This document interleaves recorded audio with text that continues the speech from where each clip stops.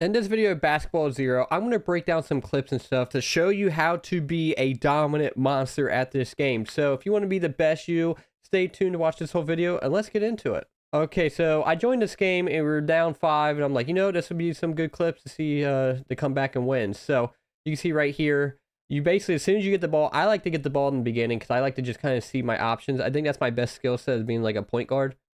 Just do that playmaking and such. So he's right here. And then I got a guy right here that's open, so I got to keep my options available right there. So I go right there, and then I dribble twice, and then he goes for the ankle breaker. Now this is good. You want this because now, since it's a 3v3, you have this enemy and you have this enemy. They're either going to stick to their opponents, or one of them is going to end up going towards me, which then will free one of them up. So as you can see right here, boom, I'm using my ability. You see, boom. So, and you can't necessarily blame the guy. Like this guy is not at fault. He has two options. He either stays with this guy or he comes after me. His better option is to try to come to me since I have the ball. So, as you can see right there, my alarm just went off. But okay, boom. And then I pass it. He tries to go for it. It was a good try. And then as you can see right here, nice little three, just like that. Okay, so this play, they end up scoring, but I can still show you some good little, little fishy bites, some little fishy cracker, little wisdom. Boom. Okay, so what I like to do in a lot of these plays, because it's 3v3, so this guy is here, this guy is here. So I like to put a lot of pressure on him to get that dribble, because essentially what you're doing is by you putting this pressure on this guy, and he goes through all 3 of his dribbles, he cannot shoot the ball from here. So his only option is to pass the ball. And you basically want to put that pressure on him because if he's close to the 3-point line, he has more options. He can either pass it or shoot it. But if I can limit it to him to just one option, I can then predict what he's going to do. As playing chess and all. So I know he's going to pass. So I didn't get the ball, but he passed it. So I know my mind, like what's going to happen. So essentially, in this moment, you basically want to stick to your guy right here because, again, if we all 3 just went like this and he passed, he'd be open.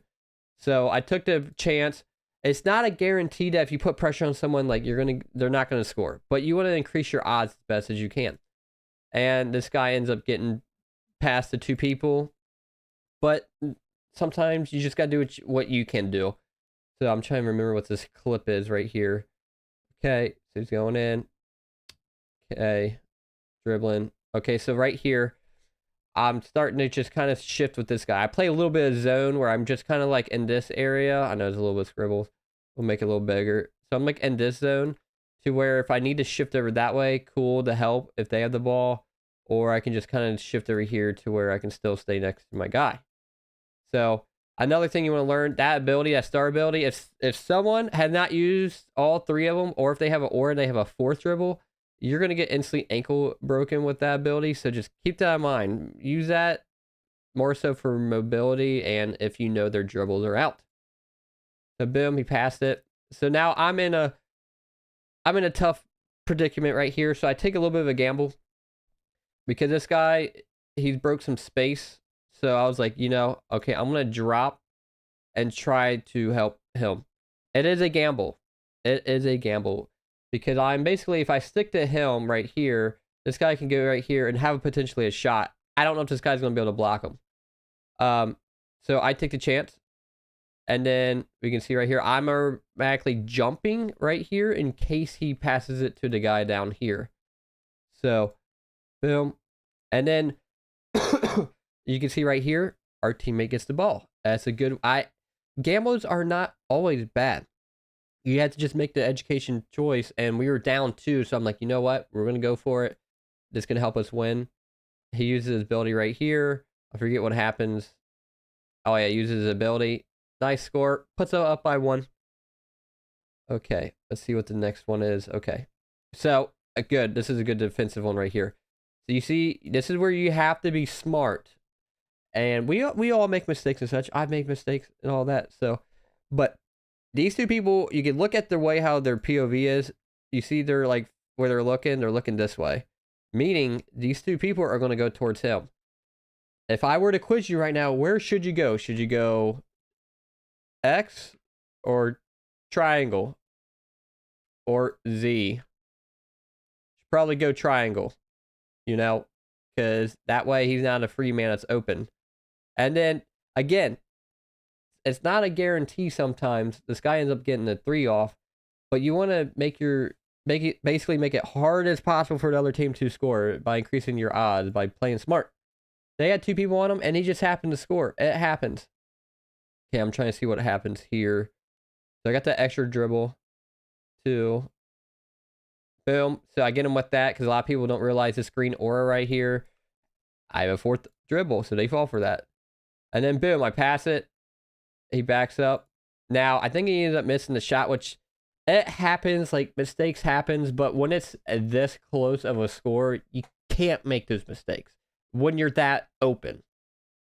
But luckily, it bounces. And what happens a lot of times, I do it a lot, is we just assume the ball's going to go in. Because if you're generally looking at the basket and you're wide open, you're going to make it 90% of the time, 95% of the time.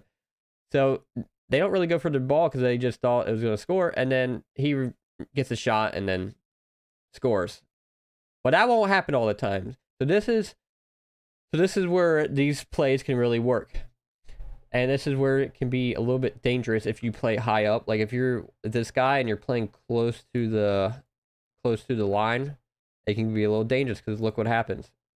Boom. Oh, not this play. It's a different play. Scratch that. Okay, so basically in this play, I am just going to leave my 2 people on him and I'm going to stick to him. Just to play it as safe as possible. Boom. Oh yeah, this is where I make a mistake. A lot of times when they pass the ball, a lot of times when they pass the ball, it looks like it's going in my direction. So I thought I was going to get it. So I kind of fell back and I was getting ready to preemptively just start charging towards our basket. I made a mistake. It went towards him. He uses his ability. And just like that. So like, I make mistakes. There's, you know, it just, I overguessed it. I thought it was coming towards me. It looked like it was going right in my direction. But I don't know. Ping and all that plays its role. But he got the ball and I overjudged and they scored. But this one is right here where I'm talking about. If they played this close to the line and this guy does not pass it, like as soon as I get the ball, like I try to pass it right away. Because you're going to see what happens. Boom. Interception, baby. Just like that. So like, this guy just keeps going, boom. That was easy. Those are so easy to predict. If they get that close to the line, try to get in front of them. Just like that. Could have go pass or something for a 3, but you know, I just took a higher chance of points in the 2, and it puts us by a 2 possession lead. So, just like that. Now I'm see where this last clip was. I think, oh yeah. So this guy's just taking forever to pass. It's just like, I don't know. So what I like to do is when I'm playing defensively, I like to stay in front of the people. Sometimes this can not work out. You gotta play kind of close, but basically I'm playing in front of him, so in case he throws the ball, I can intercept the ball. So like right here, I'm close enough to where if he got the ball, I can block it.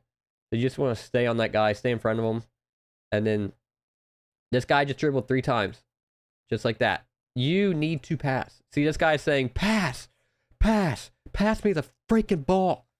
A lot of people, what happens is, they dribble 3 times and just stand there for a few seconds thinking like nothing's going to happen. And it's like, I'd rather you try to pass it and it gets blocked. Because at least your mindset is like, I'm trying to get rid of the ball because I have no dribbles versus, yep, I'm just going to hold the ball. No one's going to get it from me. And just like that. So we steal the ball. So he's going to downtown. I was honestly surprised by this. There's a decent amount of space, but again, ping and such. If someone has better ping to me, they could potentially be a little bit closer, you know. So this guy gets the block right here. And then this goblin guy.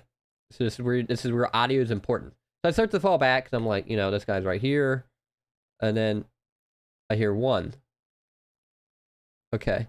And I'm not as keen to putting this much defense on him because even if I go this way, and the guy passes the ball this way, he still has to travel all the way down the court unless he has sniper. I don't think he has sniper. So I hear 2 and then 3. So I immediately am like, I'm taking the gamble. Because if these people don't get it, they're going to get a free pass. So I'm like, you might as well go in for it. And again, this is where you have to instantly pass. Like, as soon as you go through those 3 dribbles, pass. Just like that. And this literally seals the deal. Just like that. So it's you got to be smart. Like, when you dribble your 3 of them, unless you have an ability, try your best to pass. Sometimes they'll jump and block in front of you, and that happens. It happens to me. But at least your mindset is, I'm trying to make the smartest decision available. You could, in that moment, try to go for like a pump fake in case they jump up to try to block it, and then pass it to your teammate. So that's always an option. Stick your guy.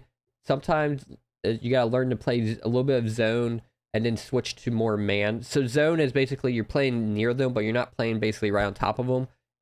But playing man coverage is you playing pretty much right on them. So when you're in like a 1v1 situation and they have the ball and a 3-point, you're right in front of them, that is that's man. But if you're like, if I'm like right here and there's a guy like right here, that's like, this would be more like zone coverage. So you got to kind of learn when to play zone and when to play man. So like if I come over here, I'm kind of like getting close to him, Now this would be like a more man coverage right there. But you kind of want to float in between zone and man. Especially when they get closer to the line and to a shooting thing, then you need to play man. Because you got to be close enough to block it. But yeah, just learning those different tactics and such, when to switch between different defensive things, when to pass, pass when someone's open. Like if you have an opportunity to pass and there's someone on you and someone on your teammate is open, 95% of the time, pass the ball.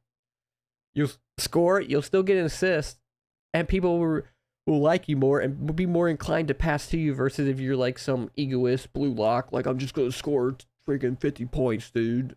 Like you're Kobe Bryant or something. But anyway, enough of that. Hopefully you guys got some value of that. I'll be coming out some more content, and just hit that like, subscribe.